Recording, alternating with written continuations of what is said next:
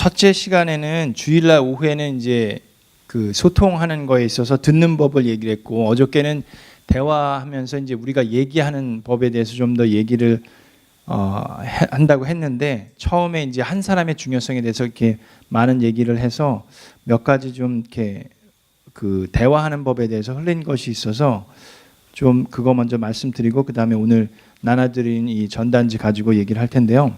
우리가 그런 것 같아요. 제가 어렸을 때, 여러분들도 그렇겠지만 제가 어렸을 때 저희 아버지나 저희 어머니가 저희한테 해주신 얘기들은 뭐 너는 뭐 얼마나 뭐 호강하는 줄 아냐, 뭐 그런 얘기하면서 우리 옛날에 보릿고개 같은 거 있었다, 그런 얘기나 해주시고, 그런 거 얘기 들으면 저는 어렸을 때 되게 듣기 싫었어요.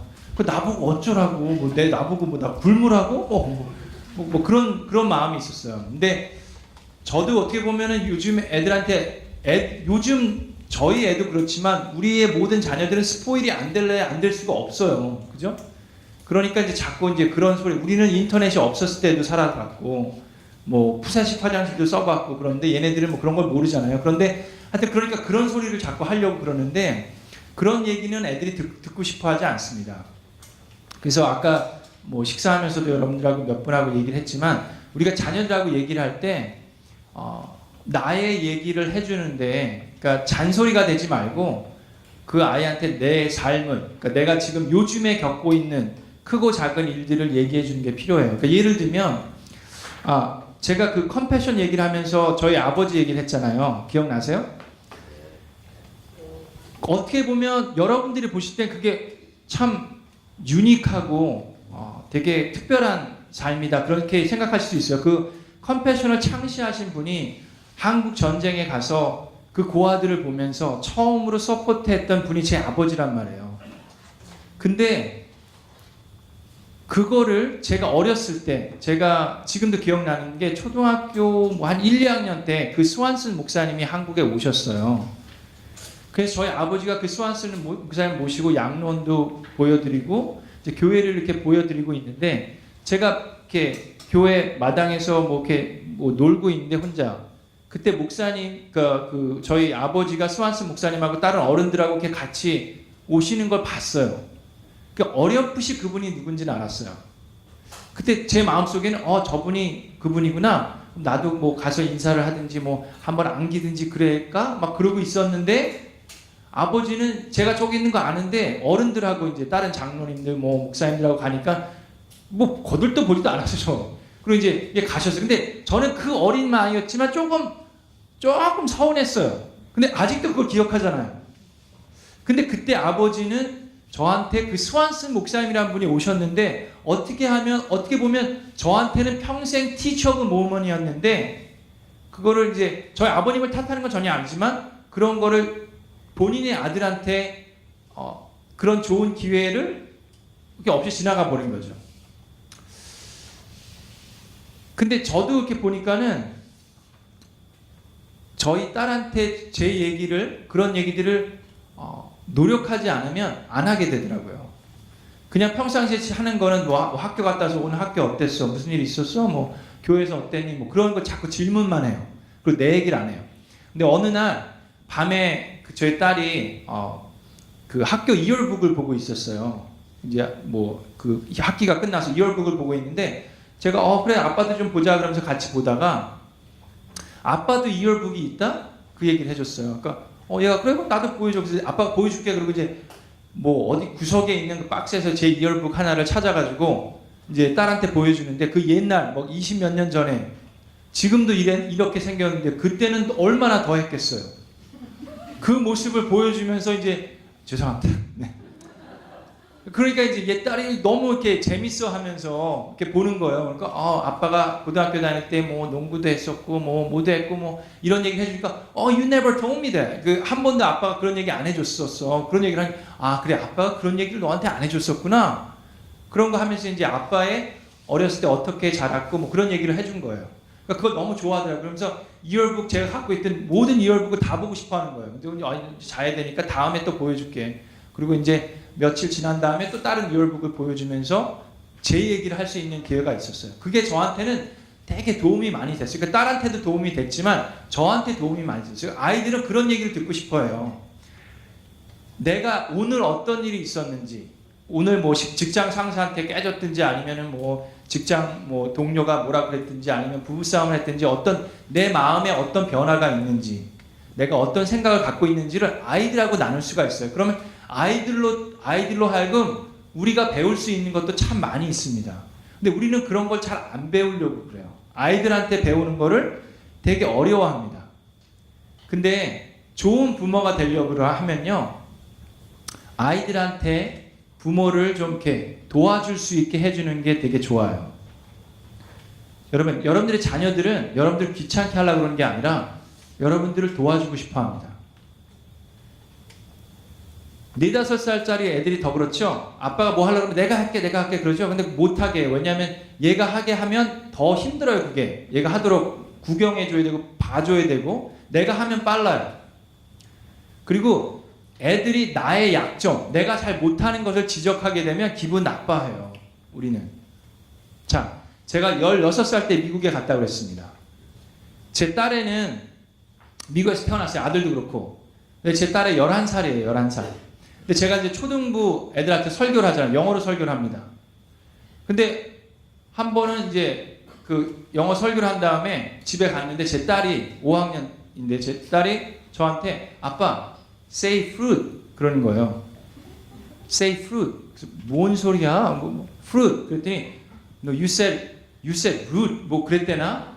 발음이 시원찮았다는 거예요.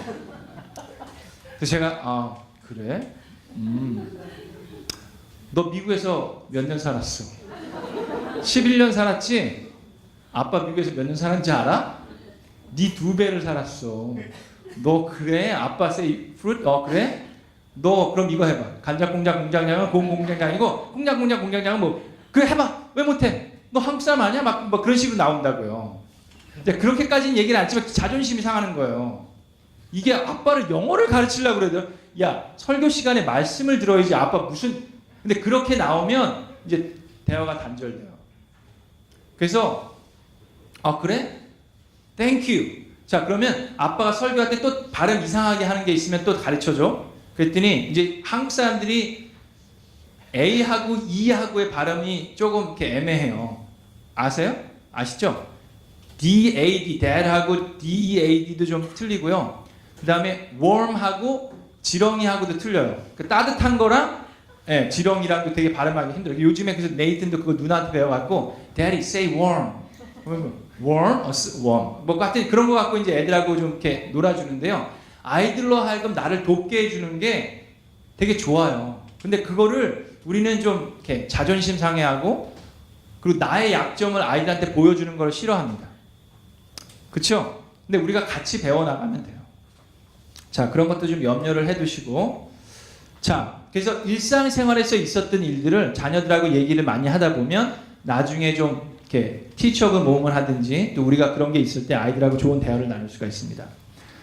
자, 오늘 이거 나눠드린 이걸 좀 보겠습니다. 자, 잠언서 4장 23절에 무엇보다도 너는 내 마음을 지켜라. 그 마음이 바로 생명의 근원이기 때문이다.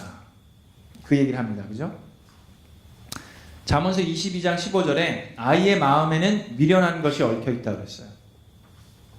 잠언서 20장 5절에 사람의 생각은 깊은 물과 같지만 슬기로운 사람은 그것을 길어낸다.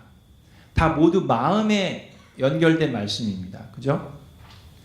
근데 부모님들이 하는 것 중에 하나가 아이들의 마음을 읽기 이전에 아이들의 행동을 고치려고 합니다. 자, 그래서 처음으로 이거 이제 지금 제가 여러분들과 나누는 이 내용들은 저희가 교회에서 부모 세미나를 해요. 이제 부모 세미나를 이제 부모의 삶이죠. 그러니까 우리 삼공부들이 있는데 저희는 부모의 삶은 이제 유치부, 그러니까 0세부터 유치부까지 부모의 삶이 있고 초등부 부모의 삶이 있고 청소년부 부모의 삶이 이렇게 세 가지로 나눠져 있어요. 저희가 이렇게 세 전문 사역자들이 있는데 때마다 이게 배워야 되는 것들이 조금씩 틀리기 때문에 그렇게 이제 가르치고 이제 부모의 삶은 13주짜리였는데 그거를 13주를 하니까 많은 분들이 택하시기가 어려운 분들이 많았어요. 그래서 저희가 이제 세미나로 바꿔서 6주짜리를 바꿨는데 그걸 다 여러분들과 나눌 수는 없고 그래서 몇 가지만 제가 추려서 여러분들과 나누려고 합니다. 그리고 여러분들이 하신 질문들을 보니까 몇 가지는 제가 지금 말씀드릴 것들의 답이 있어요. 그래서 좀 들으시면 도움이 될 수 있으리라고 생각합니다. 자, 첫 번째는 아이들의 행동을 바꾸려 말고 마음을 다스려라입니다. 교회에서 저희 교회도 이제 한국에서 주재원으로나 아니면 이제 의사 선생님들이 연수로 오시는 분들이 많이 계세요. 근데 하루는 이제 교회 주일날 초등학교 예배가 끝나고 애들이 이제 주일학교로 가는데 5학년짜리 남자애랑 3학년짜리 남자애 형제예요. 브라더인데 애들 다 갔는데 뒤에서 주먹질을 하고 발길질하면서 싸우는 거예요. 그래서 제가 깜짝 놀랐어요. 좀 예배 끝나고 가는 얘기가 막 그러니까 어디서 주먹질을 해 교회에서. 목사님이 저기 앞에 있는데 그래서 너 일로 와봐. 한국에서 온 지 얼마 안 된 애들이에요. 자, 평상시라고도 이제 되게 열받을 수도 있잖아요. 어디서 주먹질을 하고 싸우니? 발길질하고 형이 동생을 어떻게 그렇게 할 수가 있어? 막 그렇게 할 수 있는데 하여튼 그렇게 하면 안 된다고 얘기를 했는데 우리가 일반적으로 하는 건 그거 못하게 하는 거예요. 그죠? 그런 행동을 하면 안 되잖아요. 절대 하지 마. 막 그런 식으로 얘기하면서 혼을 내는데 자, 그것도 물론 해야 되는데 그 가정을 이제 좀 지켜보니까 이 가정에 엄마 아빠가 둘 다 한국에서 의사 선생님이에요. 그리고 두 분 다 이제 그 연수 때문에 여기 이제 1년, 2년 오신 거예요. 내 애들 데리고 왔는데 이제 알아보니까 이분들 가정은 두 분 다 의사니까 얼마나 바쁘시겠어요. 그러니까 애들을 누가 키웠냐 하면 중국 아줌마가 키웠어요. 내니 같은 분이 키우신 거예요. 그러니까 어렸을 때부터 그렇게 커왔어요. 그러니까 얘네들은 엄마 아빠한테 뭐 교육을 받든다든지 집안 그런 게 없어요. 근데 하여튼 그렇게 컸다가 이제 미국으로 왔어요. 그러니까 아빠가 연수 때문에 왔으니까 엄마는 지금 쉬고 있는 거예요. 그러니까 엄마가 갑자기 애들하고 집에서 시간을 보내는 게 너무 많아졌어요. 그러니까 이제 엄마는 막 잔소리를 하기 시작하는 거예요. 그러니까 엄마도 어떻게 하는 게 엄마 노릇을 하는 건지 모르고 애들은 뭐 내가 하고 싶은 맨날 하다가 엄마가 왜 갑자기 잔소리야. 이제 미국 와갖고 그거고 또 미국에 왔는데 영어도 배워야 되고 학교에 대한 스트레스도 있고 그러니까 얘네들 나름대로 스트레스가 엄청난 거예요. 그러니까 그거를 좀 이해를 하니까 그 부모님하고 만나게 되고 부모님들로 하여금 애들하고 어떻게 시간을 보내야 되는지 잔소리만 하는 게 아니라 어떻게 애들하고 놀고 어떻게 즐거운 시간을 보낼 수 있는지 거기에 대해서 많이 만나서 얘기를 많이 했어요. 그래서 이분들이 1년 동안 있으면서 아이들이 많이 바뀌었어요. 자, 근데 우리가 행동에만 집중하면 여기 그랬죠? 사람의 생각은 깊은, 사람의 마음은 깊은 물과 같지만 슬기로운 사람은 그걸 길어낸다 그랬어요. 무엇보다도 우리의 마음을 지키라. 그 마음이 바로 생명의 근원이기 때문이라고. 근데 마음을 다스리지 않고 우리는 행동에만 집중하면 우리는 아이들을 바리새인처럼 키울 수가 있습니다. 자, 어떤 방법을 쓰느냐 하면요. 여러분들 행동에만 집중하기 때문에 좀 잘못된 방법들이 많이 나와요.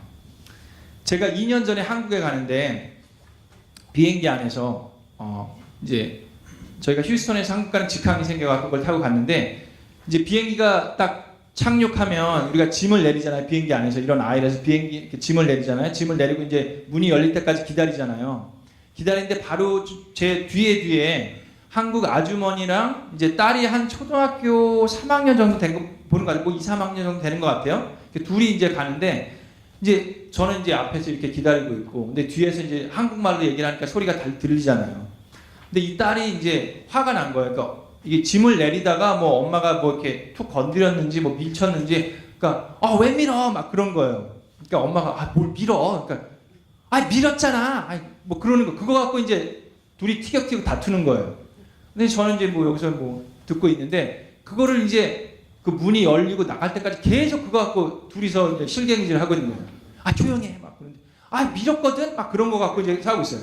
그리고 이제 문이 열리고 둘이 나갔어요. 이제 저희가 이제 나가죠. 나 이제 게이트를 나갔는데 이제 엄마가 창피한 거예요. 지금 이제 이 사람들 다 있는데 막 비행기 안에서 막 소리 지르고 막 그러니까 조용히 해 막 그런데 막 이러고 있으니까 나가갖고는 알았어 미안해 엄마가 그런 거예요. 그랬더니 얘가 뭐라는지 아세요? 3학년짜리 여자애가 엄마 알았어 미안해 그러니까 저는 이 딸아이가 한 그 한마디가 그냥 이렇게 뒤에서 들었는데 그걸 가지고 이 가정이 어떤 가정인지를 확 알겠어요. 그 애가 뭐라 그러냐면 알았어 됐어 미안해. 그랬더니 미안하면 1,000원을 주든지 그러는 거예요. 자, 잘 들어보세요. 미안하면 1,000원을 주든지. 그 딸아이 3학년짜리 애가 그렇게 얘기했다는 거는 여러분 그 한 문장이 얼마나 많은 그 가정을 보여주는지 아시겠죠? 평상시에도 그랬다는 거예요. 그죠? 미안을 했든지 아니면 뭘 잘했든지 그러면 이제 뭐 리워드는 주는데 자, 저희 집에도 그런 게 있어요. 포인트 시스템 그런 거 여러분 많이 쓰시죠? 그리고 스티커를 붙여준다든지 포인트를 줘서 뭐 말 잘 들으면 포인트에서 포인트가 쌓이면은 뭐 사주든지 뭐 영화를 보든지 자 그런 방법 자체가 나쁘다는 게 아닙니다. 옳고 그렇다는 게 아니에요. 근데 어떤 방법을 쓰시든지 간에 그 방법을 사용함으로 인해서 그거보다 중요한 건 이 방법이 이 아이한테 어떻게 먹히고 있고 어떤 마음을 주고 있는지를 봐야 돼요. 자, 아이한테 1,000원을 줄 수도 있어요. 근데 그 아이의 마음이 미안하면 1,000원을 줘. 그거는 잘못된 거예요.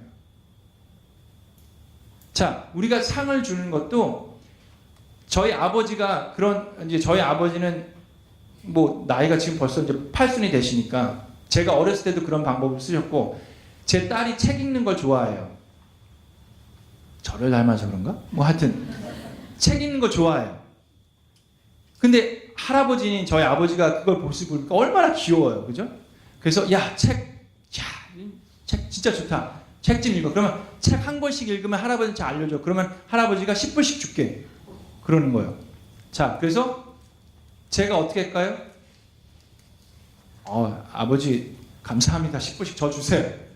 그랬을까요? 아니에요. 그거는 자, 그게 위험합니다. 자, 보세요. 애가 책 읽는 거 좋아해요. 근데 책을 하나 읽으실 때마다 10불씩 줘요. 그러면 어느 순간부터 꼭 그렇게 되리라는 법은 없지만 자, 어느 순간부터 내가 책을 하나 읽었으니까 할아버지가 10불 줬어. 오케이. 그럼 이제 또 읽으면 이제 10불, 20불 막 생겨요. 돈 맛을 알기 시작하면서 얘가 그러면 자, 근데 할아버지가 뭐 용돈이 계속 있다가 뭐 없어질 수도 있고 이제 할아버지는 얘가 얼마나 많은 책을 읽는지 몰라요, 아직. 그러니까 한 권당 10불씩 줬다가는 할아버지 주머니가 어떻게 될지 아직 모르시는 거예요. 뭐 하여튼 그런데 그래서 만약에 그렇게 되면 얘는 할아버지 나 책 읽었어요. 10불 주세요. 라는 마음이 생기게 되겠죠? 기대가. 자, 그렇게 되면 책을 읽는 것 자체가 좋은 애가 이제는 책을 읽는 이유가 바뀌게 돼요. 돈을 받기 위해서. 자, 그건 잘못된 거예요. 그죠? 그래서 우리가 어떤 방법을 쓰느냐 보다도 내가 지금 사용하고 있는 이 방법이 이 아이의 마음에 어떤 영향을 주고 있느냐를 봐야 돼요. 그걸 읽을 수 있는 게 슬기로운 사람입니다. 사람의 생각은 깊은 물과 같은데 아이들이 무슨 생각을 하고 있는지 우리는 몰라요. 애들 스스로도 몰라요. 그렇기 때문에 슬기로운 사람은 그것을 길어냅니다. 그러기 위해서 여러분들이 주의 깊게 생각하면서 기도하면서 아이들의 모습을 봐야 돼요. 근데 우리는 행동을 고치려고 해요. 애들이 울어요. 여기가 애가 자꾸 우는데 어떻게 하냐 그러는데 애가 울어요. 뭐 깐난 애가 울고 있습니다. 근데 잘 모르는 분들은 이제 울지마 자꾸 이제 뭐 우유를 주려고 그래요. 근데 얘가 우는 이유는 뭐 기저귀에 똥을 싸서 울 수도 있고, 그죠? 근데 기저귀를 갈아줘야 될 텐데 기저귀는 안 갈아주고 자꾸 먹이려고만 그래. 우는 걸 그치려고. 그러니까 막 입에다 그냥 막 집어넣든지 울지 마. 그런 걸 하고 있는 거예요. 우리는 지금 아이의 마음을 안 읽어보고 우리는 행동을 고치려고만 하고 있어요. 그러니까 우리는 항상 답을 주려고만 합니다. 릭 워런 목사님이 그런 얘기를 했어요. 자기 딸이 중학생 때 치어리딩 그거 이제 학교에 하려고 딱 그걸 트라이아웃을 했는데 떨어진 거예요. 친구들은 붙었는데. 그러니까 얘가 속상해갖고 집에 들어와서 문을 쾅 닫고 이제 방에 들어갔어요. 자, 그랬을 때 여러분 같으면 어떻게 하시겠어요? 뭐 다 그런 건 아니죠. 어떤 부모는 올라서 야, 그거 갖고 왜 그래? 울지 마. 괜찮아. 딴 거 하면 돼. 울지 마. 괜찮아. 뭐 그럴 수도 있지 뭐 그런 식으로 얘기할 수 있겠죠. 그죠? 근데 그런 거는 별로 위로가 안 돼요. 나는 속상해 죽겠는데 그래갖고 막 울고 있는데. 자, 릭 워런 목사님은 그렇게 하셨대요. 가족이 한 명씩 걔 방에 올라가갖고 똑똑하고 문 열고 들어가서 아무 얘기 안 하고 걔를 안고 같이 울었대요. 속상하고 그냥 울고 같이 울어주고 그리고 나오고 또 엄마가 들어가서 같이 울어주고 나오고. 그러니까 얘는 그걸 완전히 회복이 됐어요. 우리는 그런 걸 잘 못해요. 아이들이 속상해하면 아 그런 거 갖고 울지 마 됐어. 뭐 그런 거 갖고 다음에 하면 되지 뭐. 야 치어리딩 그거 안 해도 돼. 딴 거 해 뭐. 그럼 그런 식으로 얘기를 해요. 그럼 마음을 읽어주지 못하는 거예요. 우는 거를 그치게 하는 게 목적이에요. 그 아이의 속상함이나 마음을 읽어주지 못하고. 속상한 거, 우는 건 너무 당연한 거예요. 그죠? 우리가 우는 모습도 그래. 우리가 속상해서 우는데 애가 왜 그래? 그러면 아 됐어. 가 있어. 막. 아 됐어. 그런 식으로 얘기를 해요. 아이는 우리를 도와주고 싶어요. 우리를 안아주고 싶고 나의 아픔을 허그해주고 싶은데 우리는 그런 걸 차단해버려요. 자, 중요한 게 그래서 아이들의 행동을 바꾸려고 하지 말고 마음을 다스리는 게 중요합니다. 마음을 다스리지 않고 행동에만 집중하면 자녀들을 바리새인처럼 키우게 돼요. 예, 바리새인이 어떻습니까? 마태복음 15장 8절 이 백성은 입술로는 나를 공경해도 마음은 나에게서 멀리 떠나 있다. 자, 그게 왜 그러냐면 행동을 자꾸 고치려고 그러면 우리가 어떻게 되냐면 우리가 좀 무서워져요. 엄해지고. 울지 마. 뭐 그거 갖고 울어. 자, 근데 우리는 저도 그랬고 여러분도 아마 그랬을 거예요. 그런 얘기를 우리가 잘할 때 많이 들었을 거예요. 자, 이 교육학이라는 게요. 여러분 시간이 지나면서 바뀝니다. 이 의견들이 바뀌어요. 뭐 예를 들면 뭐 옛날에 매를 대랬다가 대지 말랬다가 막 그런 것도 막 바뀌고요. 자, 그런 게 바뀌고. 그래서 우리는 자녀 교육에 대해서 그런 교육학이나 뭐 그런 거에서 배우는 것도 필요하지만 뭐 EBS나 뭐 그런 것도 되게 도움이 많이 되는데 가장 좋은 건 여기 있어요. 성경적인 훈육을 배워야 돼요. 자, 근데 바리새인처럼 될 수 있는 게 마음을 다스리지 않고 행동에만 집중하면인데 우리가 행동에 집중하려고 그러면 부모님들이 좀 무서워집니다. 자, 부모님 중에 우리가 그런 얘기를 많이 주죠. 아빠나 엄마 중에 한 명은 좀 엄하고 무섭고 다른 한 명이 좀 이렇게 애들 뭐 토닥여주고 뭐 그런 게 필요하다. 그래서 아빠는 좀 이렇게 가장이니까 좀 엄하게 무섭게 좀 대하고 엄마가 좀 토닥이고 뭐 그런 거를 우리 어렸을 때 그렇게 들었어요. 그죠? 자, 그런데 아빠든 엄마든 엄하고 무서운 거, 그러니까 권위는 있어야 돼요. 확실히. 그죠? 아이가 아빠를 우습게 여기면 그건 하나님께서 성경에 뭐라고 되어 있는지 아세요? 죽여버리라고 했어요. 구약에. 자, 근데 뭐 그렇다고 뭐 가셔갖고 이제 뭐 구약 성경 떠놓고 너 아빠 없이는 그런 건 아니지만 자, 근데 업신여기면 안 되죠. 아빠는 존중해주고 우리가 존경심을 얻을 수 있도록 노력해야 되는데 자, 무서워지면 부모님이 무섭기 시작하면 아이들이 바리새인처럼 될 수 있습니다. 자, 예를 들어서 여러분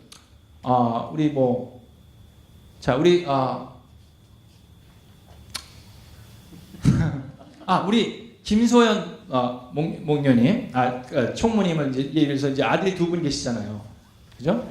자, 근데 김소연 목녀님 뭐 꼭 그렇다는 게 아니라 김소연 목녀님이 피러의 도시락을 싸줬어요. 피러가 어렸을 때. 근데 얘가 이제 김소연 목녀님은 그러신지 안 그러신지 모르지만 뭐 저희 아내 같은 경우는 직장 생활을 해요. 그러니까 이제 직장 생활하고 밤늦게 와가지고 이제 피곤한데도 애들 도시락 싸줘야지. 그리고 이제 정성스럽게 도시락을 싸줬어요. 그러니까 이제 도시락 챙겨서 갔어. 근데 얘게 이 피로가 이게 3분의 2도 안 먹고 그대로 남겨왔어. 자, 이제 그걸 이제 도시락표 놀러 와봐. 너 이러니까 키가 안 크지. 지금은 키가 컸으니까 뭐 괜찮지만. 야, 너 엄마가 얼마나 힘들게 만들었는지 알아? 이걸 그대로 남겨오면 어떡하니? 너 편식하는 거야, 너 지금? 너 아프리카에서 애들이 얼마나 죽는지 알아? 지금 북한을 너 알아? 이게 어디서 배가 불러갖고 다 먹어. 알았어? 자, 근데 애가 진짜 그런 거야? 그래요? 제가 딱 집었네. 자, 그런데 잘 생각해 보세요. 자, 하나 예를 든 거요. 저희 집안이 꼭 그렇다는 거, 뭐, 저희 아내가 없으니까, 하여튼, 그런데, 그러면 이제 피러가 다음 날이 됐어요. 엄마가 도시락을 또 싸줬어요. 또 거기에 뭐, 브로콜리가 있든지, 자기가 싫어하는 게 뭐가 있어. 자, 그러면 이제, 그걸 학교 가서 도시락을 폈어. 그럼 얘가 결정을 해야 돼요. 그죠? 정말 예수님을 닮아서 천사면 그걸 다 꾸역꾸역 먹겠죠. 그러든지 아니면 어떻게 할까요? 여러분 같으면 버리겠지, 그죠? 응. 먹다가 그냥 이거 그대로 갖고 가면 안 되는 거예요, 그죠? 그러니까 버려요. 그리고 갖고 가. 집에 갖고 간 다음에 이제 엄마가 도시락 갖고 와봐. 그럼 이제 저 같으면 아무 얘기 안 해요. 그리고 그냥 도시락 펴. 그리고 그냥 빨리 가. 거짓말 하긴 싫으니까. 근데 이제 엄마가 딱 보고 잘 먹었네. 그래 이렇게 해야지. 그러면 이제 저기 가서 아무 말 안 하고 그냥 가만히 있어. 그런데 만약에 거기서 폈는데 다 먹었네. 다 먹었어? 그게 하여튼 어리뚱땅 막 이렇게 얼렁뚱땅 넘어가려고 그러겠죠. 거짓말 하기 싫으니까, 그죠? 자, 그게 바리새인을 키우는 거예요. 엄마가 보는 앞에서는 엄마가 원하는 행동을 해야 돼. 왜? 엄마가 무서우니까. 혼날까봐. 근데 그렇게 크다가 애가 이제 엄마보다 힘이 세져요. 그리고 기싸움에서 이기기 시작하면 그럼 엄마를 우습게 생각할 수밖에 없어요. 그렇지 않겠어요? 자, 그래서 아이들도요, 엄마가 아무리 정성스럽게 요리를 해놔도 짜면 짜다고 얘기할 수 있어야 돼요.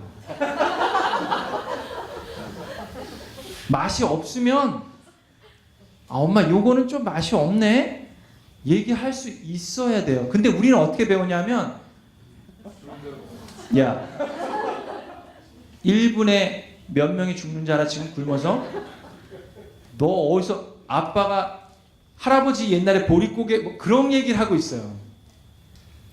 자, 물론 그러니까 아이들을 브로콜리도 먹여야 되고 골고루 먹여야 되죠. 그러니까 그런 것도 이 아이의 마음에서 내가 골고루 먹어서 키가 커야 되겠다는 걸 하기 위한 엄청난 노력이 필요하겠죠. 부모님이 그런 걸 설득시키려면. 그러니까 그렇게까지는 하지 못하더라도 엄하게 무조건 내가 보는 앞에서는 그렇게 해. 그렇게 되는 건 위험해요. 그래서 아까 식사 때도 얘기를 했지만 애들이 그렇게 되면 어떻게 되냐면 교회에서도 보면 애들이 좀 거짓말을 한다든지 이렇게 주먹질 한다든지 욕을 한다든지 그런 애들이 있잖아요. 그럼 이제 제가 그런 애들을 보고 이제 부모님하고 좀 얘기를 해서 좀 같이 얘네들을 이제 올바로 해야 되겠다. 그래서 부모님한테 얘기를 하잖아요. 그럼 부모님이 어떻게 반응할까요? 목사님, 그렇죠. 목사님, 뭐 잘못 들으셨나 봐요. 우리 데니얼은 절대로 안 그래요. 그럴 리가 없어요. 잘못 들으셨나.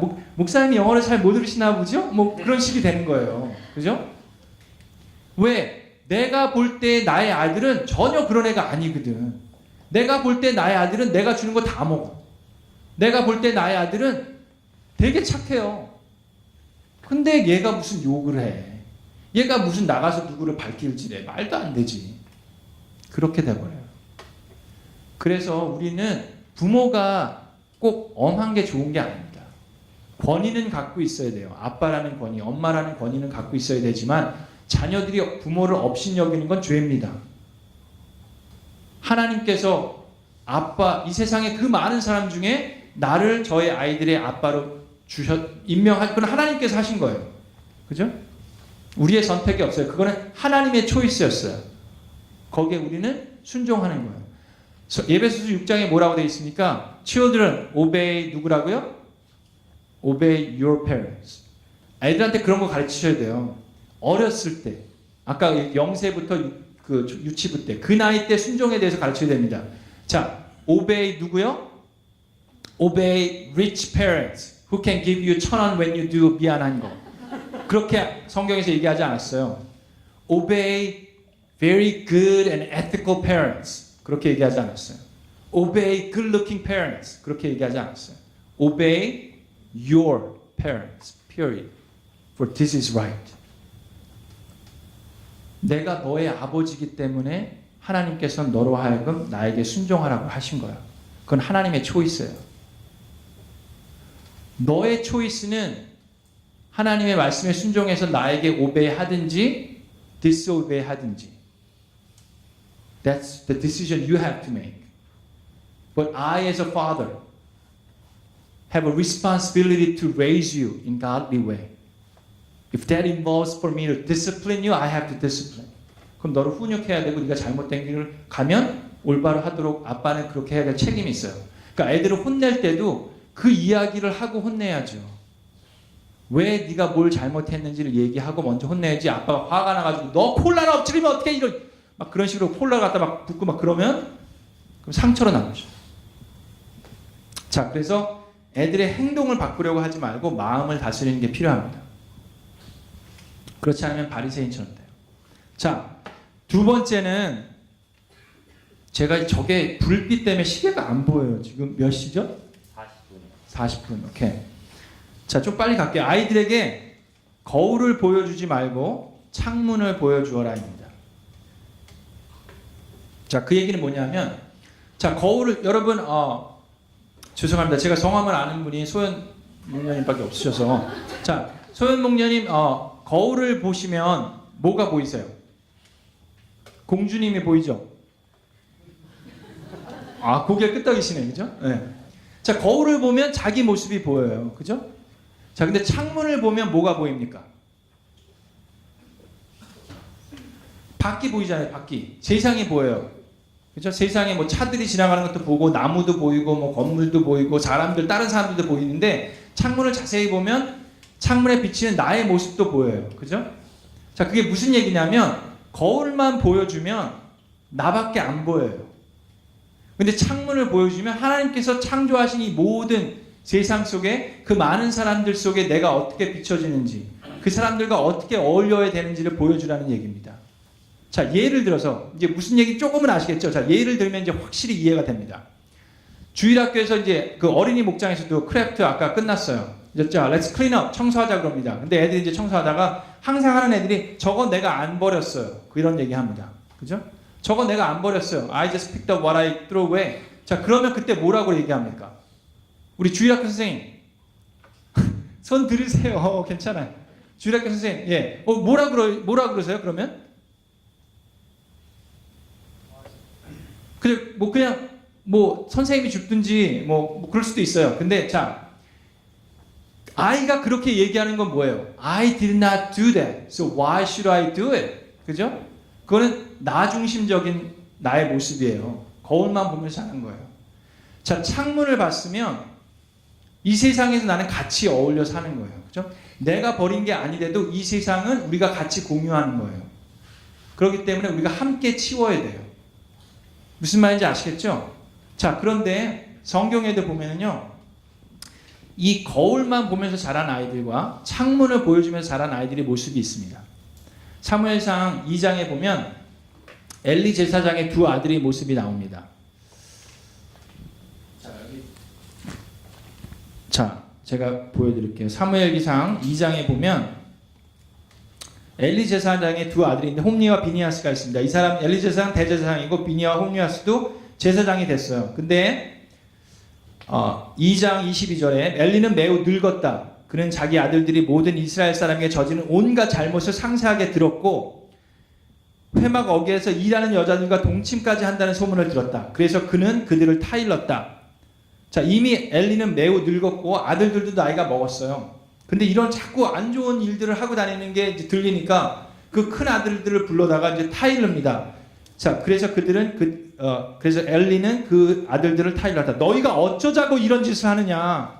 너희가 저지른 악행을 내가 이 백성 모두에게서 듣고 있다. 이놈들아, 당장 그쳐라. 근데 주님의 백성이 이런 춤은 내기를 내가 듣게 되다니 두려운 일이다. 자, 그렇게 쭉 얘기를 합니다. 그런데 이 아들들이 어떻게 했습니까? 거기서 회개하고 뉘우쳤어요? 안 그랬어요. 콧방귀 끼고 계속 잘못을 합니다. 그래서 하나님께서 사무엘을 통해서 얘기를 하시는데 이런 얘기를 하십니다. 자,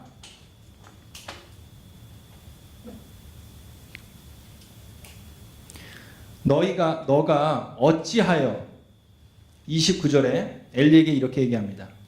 어찌하여 너는 나보다 내 자식들을 더 소중히 여기어 나의 백성 이스라엘이 나에게 바친 모든 재물들 가운데서 가장 좋은 것들만 골라다가 스스로 살찌도록 하느냐.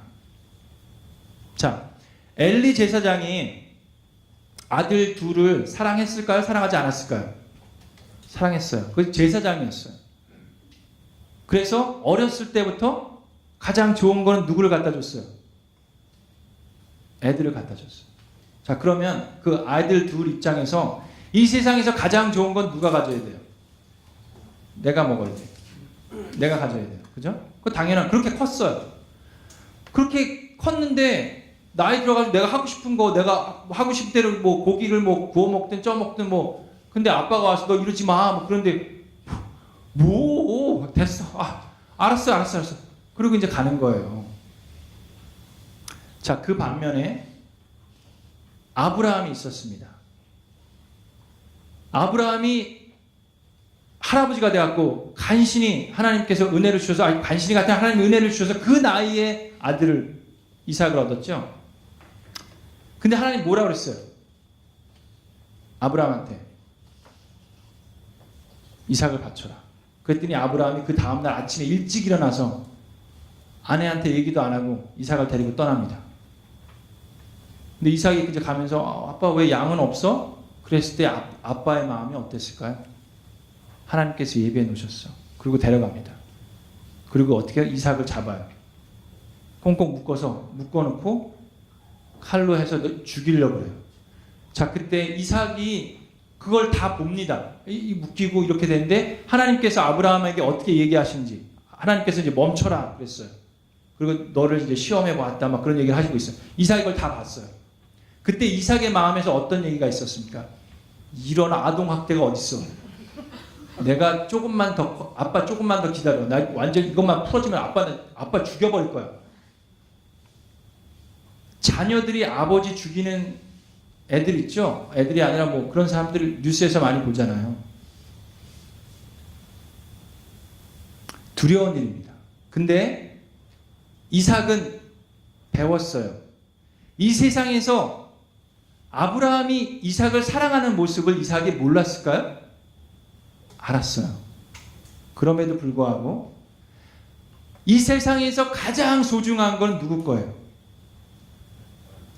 아빠한테 가장 소중한 나를 아빠는 서슴없이 하나님 앞에 드렸어요. 그걸 이삭은 봤어요. 그게 하나님이구나. 그거 vs 엘리의 아들들은 이 세상에서 가장 좋은 건 누가 먹어요? 내가 먹는 거. 자, 그래서 일부러라도 저는 어떻게 이제 했냐면, 저희 집에서 저는 요리를 못해요. 조영주 집사님처럼 요리는 못하지만 과일은 깎을 수 있어요. 저 과일을 깎아갖고 이제 사과를 깎습니다. 사과를 깎은 다음에 이제 사과를 저는 예쁘게 안 깎고 그냥 사과는 껍질을 동그랗게 깎은 다음에 이제 톡톡톡 이렇게 잘라요. 그럼 승현이가 왜 그런지 모르지만 이렇게 톡 잘랐을 때 그 동그랗게 자른 거, 그 다음에 이제 이렇게 자르잖아요. 그러니까 좀 조그마잖아요. 그 동그랗게 자른 걸 지가 먹고 싶어요. 맨 처음에는 그냥 그래 먹어봐 그랬지. 근데 아니에요. 딱 자른 다음에 자, 제일 크고 좋은 거 누가 먹어야 되지? 아빠가 먼저 먹어야지.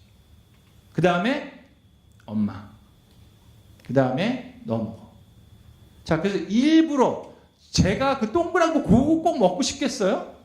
그건 아니죠. 근데 승현이를 위해서 나는 그걸 먹어줘야 돼요. 아버지를 위해서 자기도 할 수 있어야 돼요. 그러니까 매번 그러진 않아요. 뭐 그러다가 야, 아빠의 은혜다, 너 이거 먹어. 뭐 그럴 때도 있고, 그렇지만 제일 좋은 거는 제가 먹을 때가 있어요. 우리가 그래서 식당을 정할 때도 뭐 외식을 할 때도 가끔씩은 항상 우리가 애들이 먹고 싶어하는 거 위주로 이제 뭐 가요. 뭐 어디를 가든 뭐 퍼네라를 가든 뭐 짜장면을 먹으러 가든 그러는데, 가끔씩은 내가 원하는 식당에 가요. 아이들도. 그 차에 타서도 마찬가지. 차에 타서도 저희 이제 미니밴 DVD 플레이어가 있으니까 그 애들이 영화를 봐요. 근데 주일날 교회 갈 때는 아빠가 그걸 못 보게 하고 라디오를 틀어서 라디오를 제가 듣습니다. 그게 이제 컨시스턴하게 되면 아이들이 아무 말 안 해요. 그냥 그러는 줄 알아요. 그러니까 아이들도 아빠를 위해서 자기가 희생할 수 있어야 돼요. 엄마를 위해. 가족의 일환이니까. 근데 그런 걸 우리는 잘 못합니다. 애들이 어리니까 아우 귀여워. 5살짜리 얼마나 귀여워. 그러니까 뭐 해달라는 다 해줘요. 사과 이거 먹고 싶어? 그래 너 먹어. 엄마 안 줘도 돼. 그래, 아빠 뭐. 그러니까 우리 옛날에 부모님들이 그랬잖아요. 우리 뭐 엄마는 뭐 뭐 대구 머리만 먹는 줄 알고 막 그런 거. 자, 그래서 거울을 보여주지 말고 창문을 보여주는 게 필요합니다. 아브라함과 이삭 모습을 보면서. 자, 세 번째는 우리는 무엇을 하느냐보다 어떤 사람이 되느냐가 훨씬 더 중요합니다. 자, 참 안타까운 게 많은 경우요. 세상에서 이제 일하는 사람들이 일하는 목적이 뭐냐 그러면 젊은이들이 특히 나는 빨리 일하고 돈 벌어갖고 난 40대에 은퇴하는 게 내 목적이다. 그거예요. 그런 애들이 있어요. 자, 그럼 생각해. 40대에 은퇴해가지고 뭐 하려고? 그러니까 본인이 일하는 이유는 뭔지 아세요? 내가 지금 죽도록 일하는 이유는 40대가 돼서 이 하기 싫은 일을 안 해도 되기 위해서 나는 지금 일하는 거예요. 그럼 비극이에요. 여러분 생각해 보세요. 내가 지금 뼈 빠지게 일하는 이유가 이 일을 안 해도 되기 위해서 일해요. 그거는 얼마나 큰 저주입니까? 여러분, 일은 축복이에요. 노동은 축복이에요. 하나님도 일하고 계시고 우리가 천국 가도 일할 겁니다. 일은 기쁨이고 축복인데 일하는 게 저주가 됐어요. 그리고 이제 일 안 하기 위해서 일을 하고 있어요. 그건 너무나도 슬픈 비극이에요. 자, 그런데 우리는 그래서 이제 애들한테도 그런 식으로 교육을 합니다. 너 이 다음에 커서 뭐 될래? 그러면 나는 뭐 화가 될래. 그럼 그건 절대 안 돼. 너 화가가 얼마나 배고픈지 알아? 뭐 음악을 전공하려고 그래. 야, please. 취미 생활해. 취미 생활. 너 의사 되고 싶지 않니? 그러면 선교도 갈 수 있고 말이야. 할 수 있는 게 얼마나 많은지 몰라. 저도 그런 면이 조금 있어요. 제 딸이 그림 그리는 걸 너무 좋아해. 좀 그래서 그런데 우린 그런 게 좀 있어요. 그죠? 근데 아이들이 무엇을 하느냐보다요, 그거보다 더 중요한 건 이 아이가 어떤 사람의 모습이, 어떤 비잉이 되느냐가 훨씬 더 중요해요. 의사가 됐으면 뭐합니까? 환자를 보는데 환자를 보는 게 아니라 나의 돈줄로 보면 그거는 하나님이 원하시는 모습이 아니죠. 그죠? 뭘 하든지는 상관이 없어요. 여러분, 하나님이 여러분이 변호사를 하든 의사를 하든 간호사를 하든 학교 선생님 하든 그거 그렇게 관심이 있을 것 같아요? 그거 자체가 어떤 의사가 되느냐, 환자 한 명 한 명을 볼 때 하나님의 사랑하는 사람으로서 대하고 정말 최선을 다하는지, 그게 훨씬 더 관심이. 자, 왜 그런지 아세요? 자, 예를 들어볼까요? 우리는 좀 그런 게 있어요. 저희가 이제 목회자 세미나를 하고 그러면 많은 목회자님들이 저희 교회 와서 가정교회를 배워갑니다. 방법을 배워가요. 무엇을 하는지를 궁금해요. 여러분도 그런 거 궁금하잖아요, 지금. 무엇을 하는지, 올리 블레싱을 어떻게 하는지, 그것도 중요한데, 자, 세미나를 와서 가정교회를 배워가시고, 이제 가정교회를 하시는 목사님들이 되게 많은데, 그러면 똑같이 하니까, 그럼 다 휴스턴 서울교회까지 돼야 될 거 아니에요. 똑같이 하는데. 근데 그렇지 않습니다. 많은 사람들이 어떻게 생각하냐면요, 나도 다윗처럼 되고 싶은 거예요. 나도 골리앗을 무찌르고 싶어.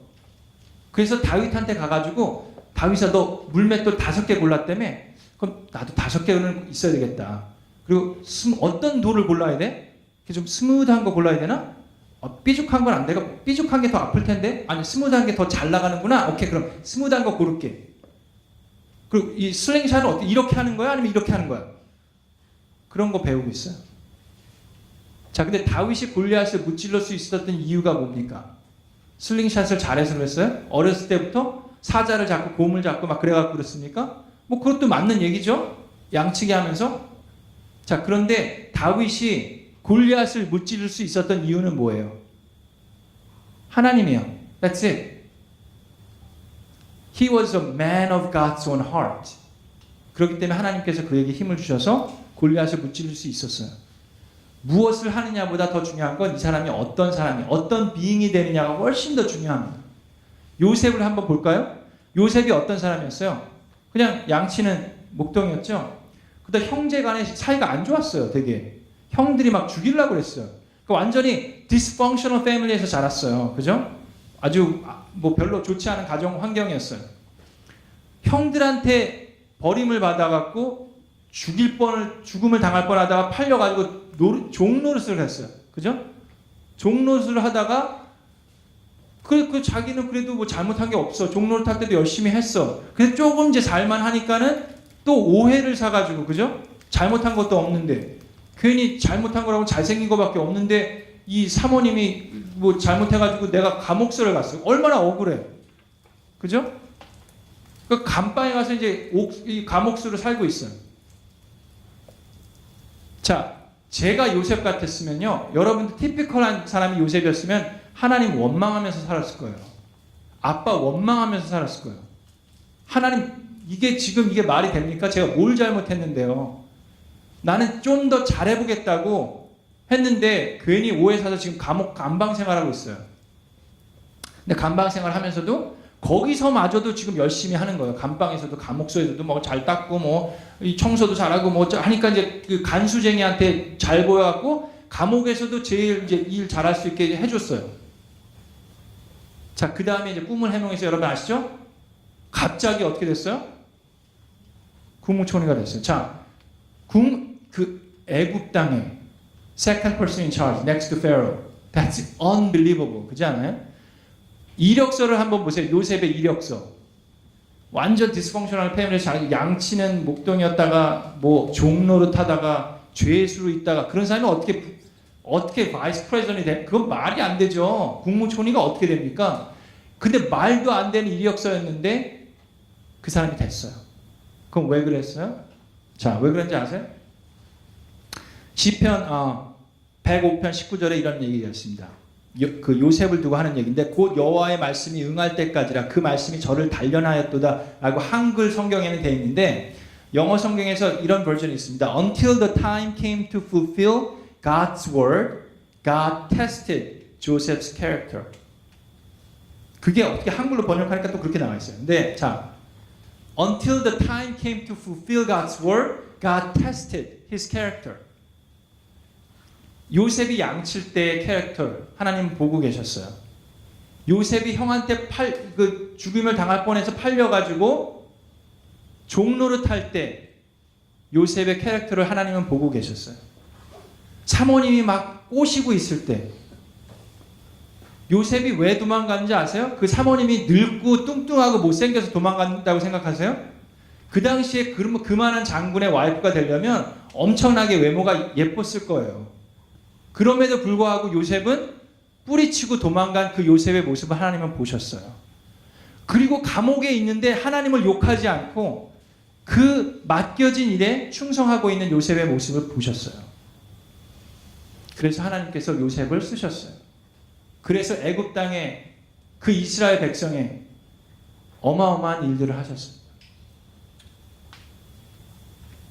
무엇을 하느냐보다요, 어떤 사람이 되느냐.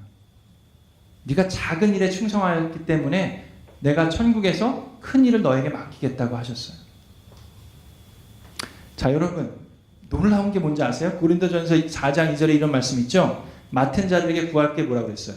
충성인데, 여기서 우리는 맡은 자들에게 구할 것은 충성이지만 영어 성경으로 보면요, to those, 자, 이 trust가 given한 사람, to those whose trust has been given, you must prove faithful. 그게 무슨 얘기냐면요, 자, 맡겨진 자들에게 구할 것은 충성이라는 얘기입니다. 자, 그게 무슨 얘기인지 아세요? 맡겨진 자들. 여러분, 저나 여러분이 천지를 창조하신 하나님을 믿는 것은 너무 당연한 거예요. 근데 하나님이 여러분을 믿고 맡기는 것은 은혜입니다. 하나님이 나 같은 죄인을 믿고 하나님의 사람들을 케어하라고 맡기신 거, 그거는 unbelievable한 거예요. 그런 하나님의 트러스트를 여러분에게 주셨어요. 거기에게 우리가 해야 할 일은 we must prove faithful. 그건 충성이에요. 맡겨진 자들에게 구할 것. 그것이 어떤 것이냐는 상관이 없어요. 하나님께서 여러분에게 뭐 주일날 뭐 봉사가 뭐 부엌 봉사든 부엌에서 설거지를 하는 일이든 주일학교에서 선생님을 하는 일이든 맡겨진 일에 우리가 하는 것은 충성이지, 내가 이거 할 일이 아닌데, 내가 이거 할 사람이 아닌데 그러고 있는 게 아니에요. 어떤 일을 하든. 자, 그래서 마지막으로 우리는 사역에 이끌려가는 사람이 아니라 부름받은 사람입니다. 자, 요한복음 3장을 보겠습니다. 요한복음 3장에 보면 이런 말씀이 있습니다. 요한복음 3장에